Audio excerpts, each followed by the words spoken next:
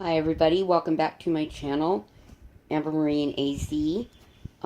We are doing another stitch along, one that I hope will remain as quiet as possible on surrounding sounds. Good luck to me with that. But I thought we would start with something kind of cute that I've not seen anyone else do, but I don't watch a lot of different Flosstubers. I'm sorry, I'm new to this whole Flosstube video thing.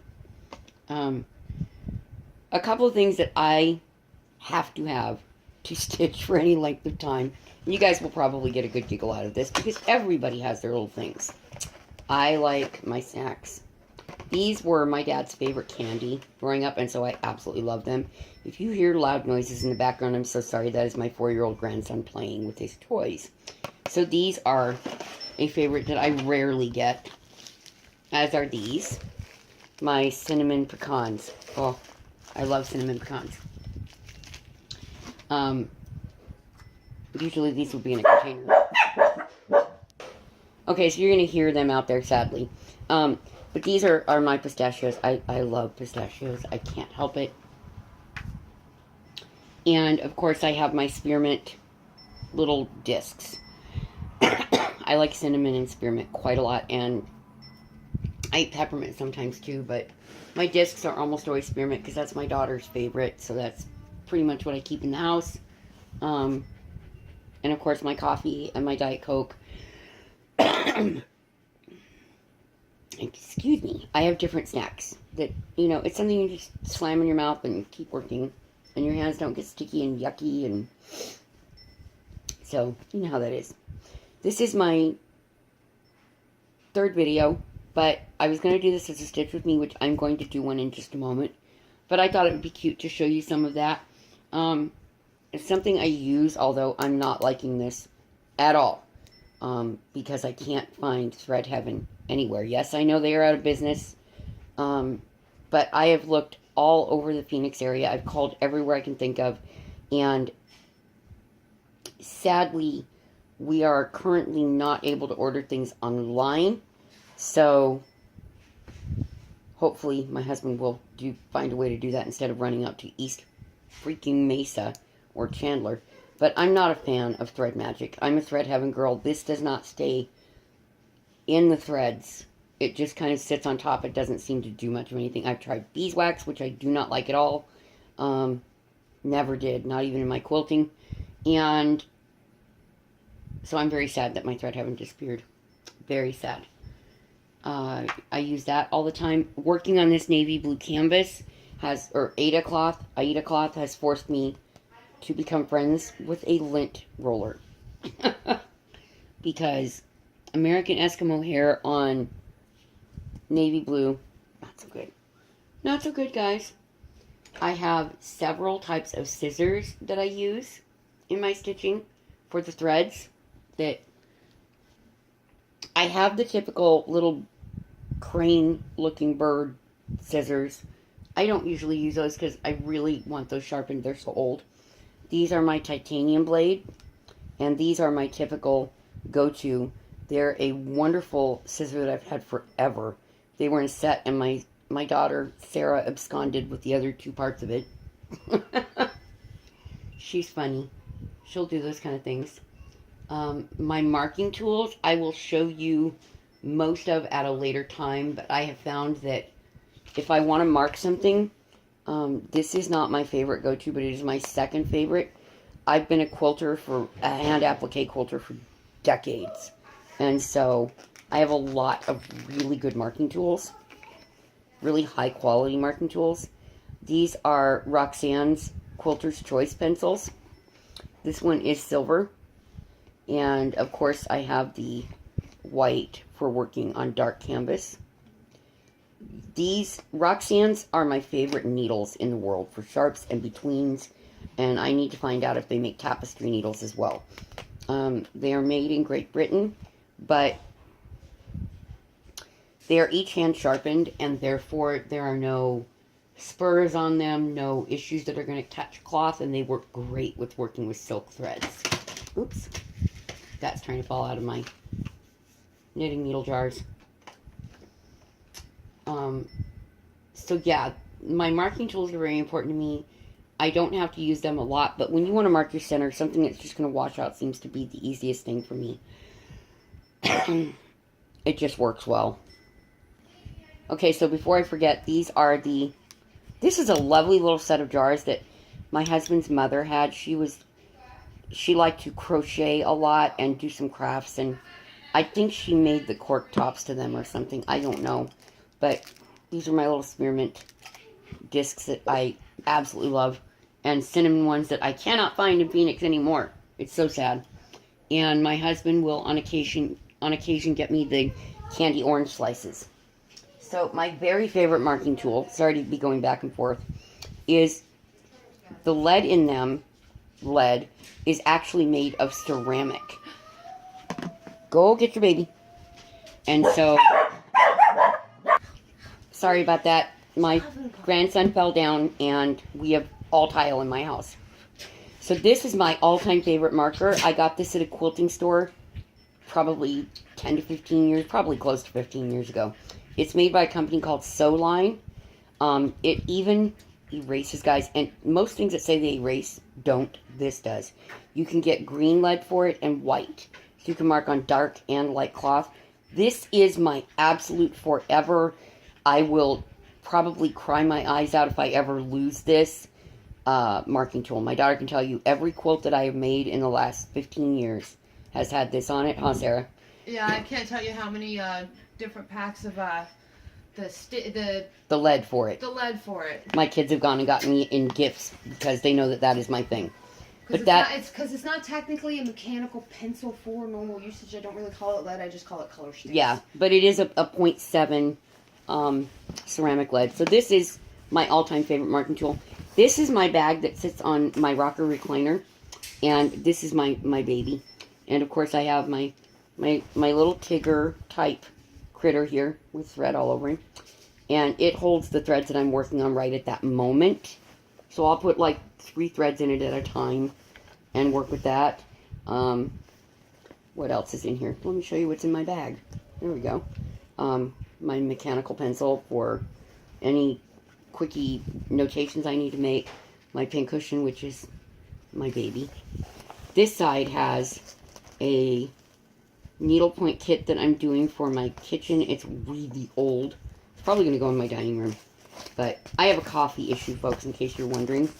So, yes, I will someday get to sit down and stitch this. And this one is cross stitch, counted cross stitch, of course. It's called Mediterranean Flavors.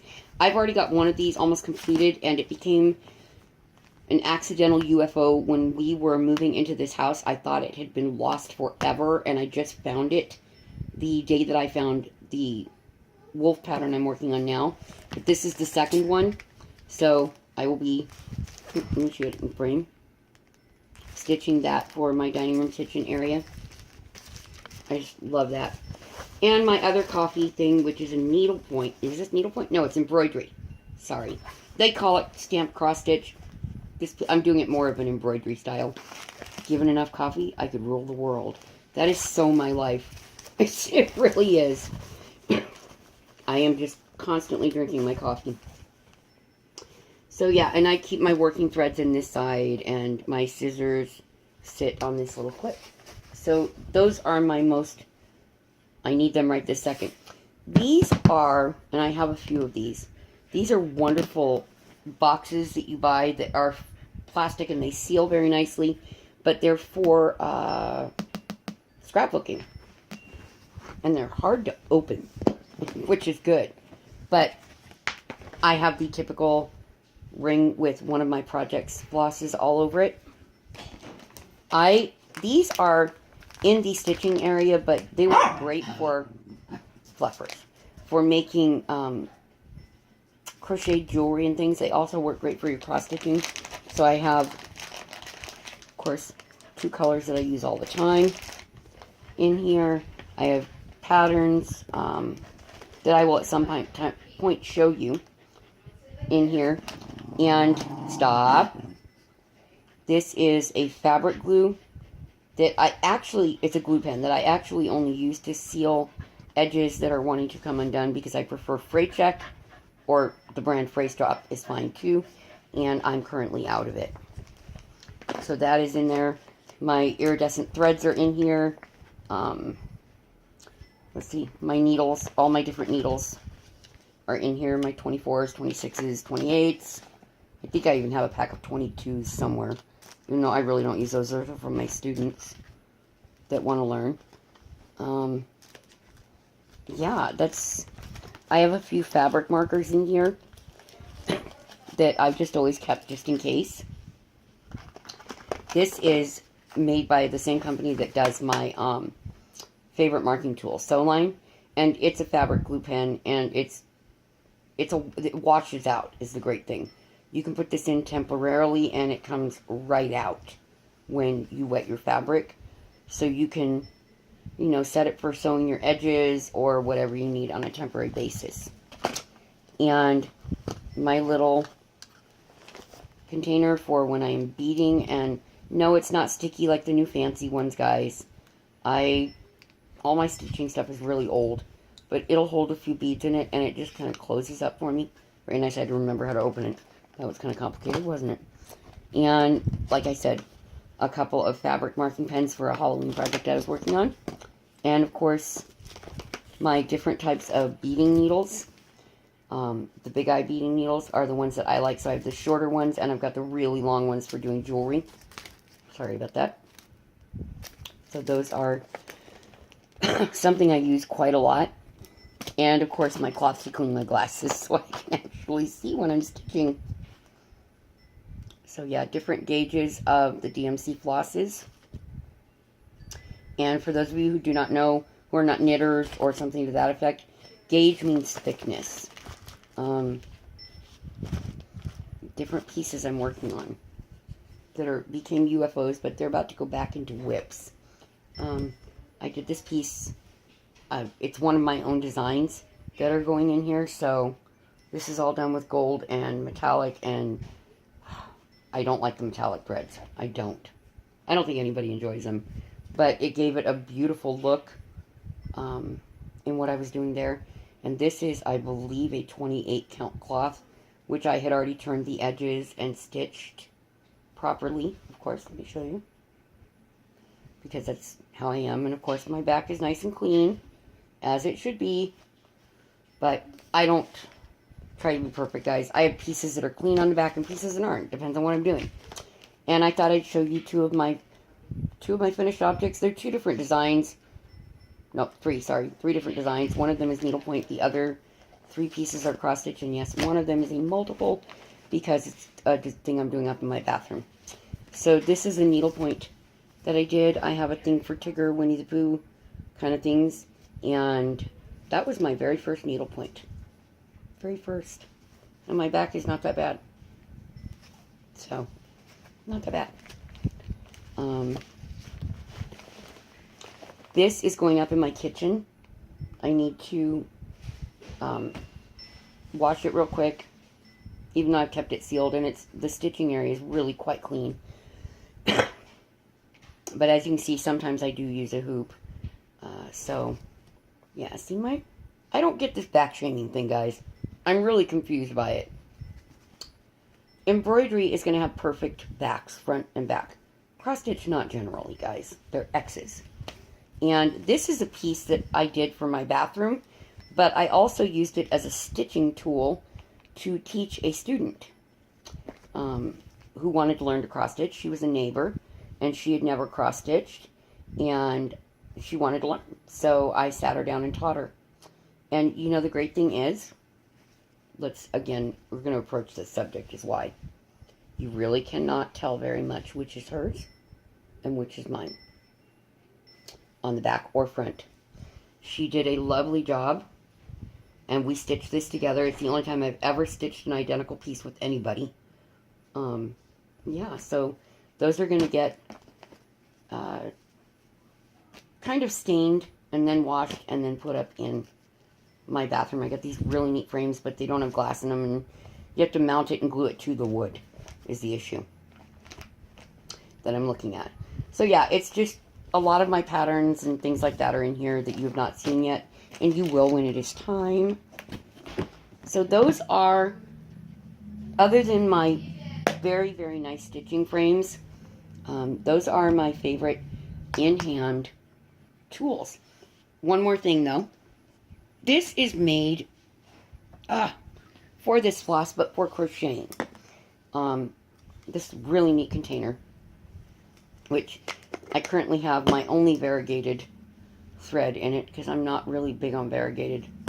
I haven't learned to love them yet. I haven't found a project that is going to make me love them just yet. But this will hold it so that you can pull the thread from it and not have worries about tangling it or getting it dirty. These are just a wonderful tool. They really are, and it was a great investment. And the final thing that I use all the time in my stitching, although it's not a stitching tool, is something that my daughter Sarah got and brought to me. And I'm not a fantasy cross-stitch person very often, but she is half Irish from her dad, half Celtic. And she brought me this little purple and gold fairy to watch over me. Mommy. No, it's got purple on it too. My fairy is fuchsia. Okay, whatever. And she's sitting on her bubble. She's mine technically. She just lives with Mom. And she watches over my stitching. And if you look at the bubbles on the inside, it's really cool. It almost looks like a little worm or a caterpillar. Okay, shut up. And my favorite stitching thing, my Askies. They lay with me while I stitch and work. And they take care of their mommy, of course. So guys, that is my these are my constant stitching items. And I would love to see others in Flosstube show us, what things do you have all the time with you to stitch? Your munchies, what is your major drink? Is it coffee, soda, tea? What's your thing? What tools help you the most and make the stitching the most physically comfortable for you? I am disabled physically, and so and my highlighter, can't forget my silly little highlighters. Stitching has to be very comfortable. So, on that note, I hope you all have a great evening or morning or whenever it is that you're seeing this. My thoughts and prayers are with all of you as always. God bless you. Bye-bye.